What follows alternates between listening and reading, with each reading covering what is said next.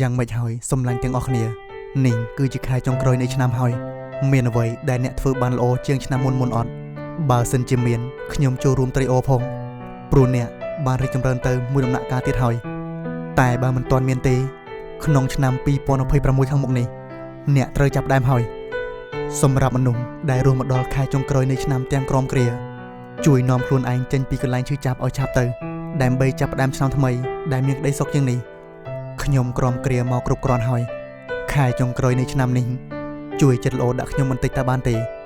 នៅមិនប្រហែលថ្ងៃទៀតដាច់ឆ្នាំហើយទោះបីឆ្នាំកន្លងមកវាមិនសូវល្អប្រសើរប៉ុន្មានខ្ញុំក៏នៅតែសង្ឃឹមថានឹងមានរឿងរ៉ាវល្អៗកើតឡើងនៅចុងឆ្នាំដើម្បីឆ្នាំក្រោយមានការចងចាំរឿងល្អៗពាក់ព័ន្ធជាមួយឆ្នាំនេះយើងម្នាក់សិតតែបានពុះពារឧបសគ្គរឿងរ៉ាវផ្សេងមកដល់ខែចុងក្រោយនៃឆ្នាំទាំងអស់គ្នាអរគុណខ្លួនឯងខំប្រឹងព្យាយាមត្រកងរាងកាយដែលស្ទើរតែបោះបង់ចោលម្ដងនៅថ្ងៃខ្លះអោបក្រសោបបេះដូងពោពេញទៅដោយក្តីសុខដែលធ្លាប់មាននៅពេលខ្លះរហូតធ្វើដំណើរមកដល់ខែចុងក្រោយនៃឆ្នាំនេះអរគុណមនុស្សគ្រប់គ្នាដែលនៅជុំវិញនឹងតែងតែផ្ដល់កម្លាំងចិត្តរហូតមកអោបក្រសោបលួងលោមផ្ដល់ភាពកក់ក្ដៅនិងទន់ភ្លន់មករហូតខែចុងក្រោយនៃឆ្នាំដែលយើងម្នាក់សិតតែដឹងថាយើងត្រូវតែព្យាយាមធ្វើវាឲ្យអស់ពីចិត្តដូចដើមសង្ឃឹមថា11ខែកន្លងមកនឹងមានមេរៀនជីវិតឲ្យស្វែងយល់និងរឿងរ៉ាវជាច្រើនដែលយើងអាចនិយាយបន្តទៀតវាប្រហែលជា11ខែដែលពោពេញទៅដោយរឿងរ៉ាវ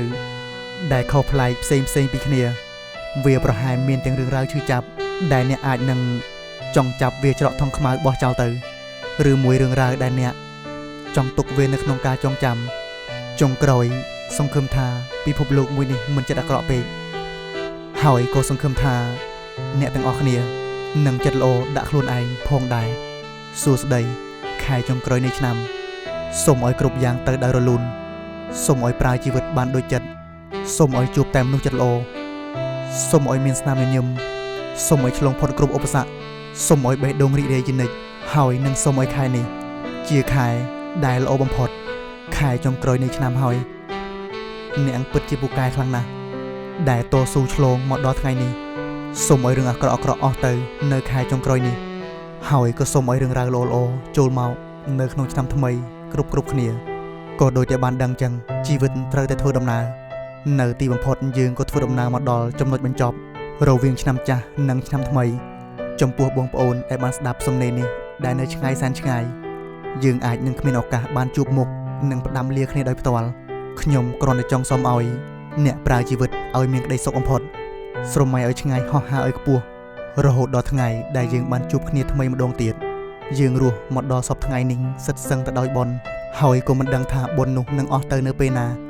សូមឲ្យតបុណ្យរាល់ថ្ងៃបន្ថែមបុណ្យរាល់ថ្ងៃបំពេញបុណ្យរាល់ថ្ងៃឲ្យជីវិតនៅដោយបុណ្យថែរក្សារហូតទៅ